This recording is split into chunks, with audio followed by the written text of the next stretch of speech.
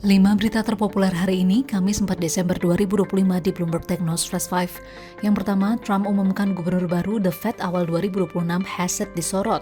Presiden Amerika Serikat Donald Trump berencana mengumumkan pemimpin baru The Fed. Pada awal 2026, ia menyebut sebelumnya telah menimbang 10 kandidat untuk posisi ini. Direktur Dewan Ekonomi Nasional Kevin Hassett mendapat sinyal menjadi salah satu kandidat terkuat. Pemilihan gubernur The Fed merupakan cara langsung Presiden Amerika Serikat mempengaruhi bank sentral. Trump vokal mengkritik The Fed yang dianggap lambat menurunkan biaya pinjaman dan menghabiskan dana besar untuk renovasi kompleks kantor bank sentral.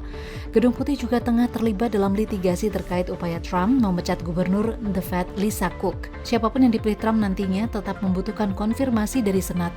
Jika yang ditunjuk berasal dari luar The Fed, kandidat tersebut kemungkinan akan mendapatkan masa jabatan 14 tahun sebagai gubernur yang dimulai 1 Februari. Kedua, BEI turun tangan usai dana 71 miliar rupiah nasabah Mirai Aset Raib. BEI menyatakan telah menerima laporan dugaan penyalahgunaan aset dan hilangnya dana nasabah PT Mirai Aset Sekuritas Indonesia. Kini BEI berkoordinasi dengan OJK tengah menganalisa laporan tersebut. Pihak BEI menyebut tiap laporan yang masuk akan diidentifikasi dengan ketat. Di sisi lain, BEI juga terus memperkuat perlindungan investor melalui peningkatan standar keamanan teknologi informasi di tingkat anggota bursa. Pembinaan teknis dan pengujian sistem menjadi fokus utama. Sebelumnya, seorang nasabah Mirai bernama Irman membuat pelaporan ke Barreskrim pada 28 November 2025 bahwa ia telah kehilangan portofolio dengan nilai 71 miliar rupiah setelah mendapatkan email trade confirmation. Ketiga, OJK terbitkan aturan penjatahan IPO, pesanan investor hanya 10%. OJK menerbitkan surat edaran terbaru yang mengatur ulang mekanisme penjatahan terpusat dalam masa IPO. Dalam aturan baru ini, seluruh pesanan investor retail akan digabung dan dihitung sebagai total nilai pemesanan masing-masing, sehingga penjatahan berlaku setara bagi seluruh investor retail. Kemudian, setiap calon investor hanya dapat menyampaikan minat atau pesanan maksimal 10% dari total efek yang ditawarkan pada suatu IPO. Ketentuan baru ini menggantikan aturan sebelumnya mengenai penyedia dana pesanan, verifikasi ketersediaan dana, alokasi efek untuk penjatahan terpusat, serta penyelesaian pemesanan efek dalam penawaran umum saham secara elektronik. Dalam aturan lama, pembatasan kumulatif pesanan tidak diatur dan mekanisme penjatahan mengikuti ketersediaan dana pada sub-rekening efek jaminan maupun rekening jaminan, termasuk ketentuan mengenai penggunaan dana berdasarkan penjatahan pasti, serta urutan waktu pemesanan ketika investor mengajukan pesanan pada beberapa penawaran umum secara bersamaan. Keempat, Purbaya beri waktu 6 bulan bos OJK bersih-bersih saham gorengan.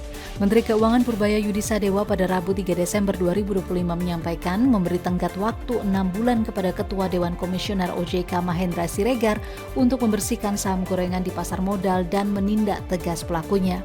Purbaya juga menyatakan jika hal ini dapat terjadi, maka kementeriannya akan memberikan insentif fiskal bagi bursa. Purbaya menegaskan komitmen pemerintah tetap berlaku, namun implementasinya menunggu langkah penegakan dari OJK dan Bursa Efek Indonesia. Ia juga meminta penegakan hukum sesuai ketentuan terhadap pelaku manipulasi harga saham. Menurutnya, pembersihan pasar menjadi syarat agar kebijakan fiskal dapat dijalankan tanpa menimbulkan resiko bagi masyarakat. Kelima, viral Alfamart dijarah korban banjir sumut, begini kata bos AMRT. Direktur PT Sumber Alvaria Trijaya Tbk atau AMRT Solihin memberikan tanggapan atas video penjarahan gerai Alfamart di wilayah bencana banjir dan longsor di Sibolga, Sumatera Utara. Ia menegaskan bahwa fokus perusahaan saat ini adalah membantu warga terdampak bencana. Solihin menyatakan pihaknya tidak ingin memperkeruh keadaan dengan membahas kejadian penjarahan di tengah situasi bencana. Solihin menjelaskan bahwa perusahaannya justru terus menyalurkan bantuan melalui berbagai jalur, termasuk bekerja sama dengan aparat setempat. Sementara Kapolri Jenderal Listio Sigit telah mengatakan tak ada satupun pelaku penjarahan yang masih diamankan polisi. Hal ini karena kondisi di wilayah tersebut memang sangat memerlukan bantuan logistik. Basarnas menyatakan hingga kini lebih dari 600 orang meninggal dan korban terbanyak di wilayah Sumatera Utara. Itu dia 5 berita terpopuler pilihan Bloomberg Technos hari ini. Ikuti terus update selanjutnya di www.bloombergtechnos.com.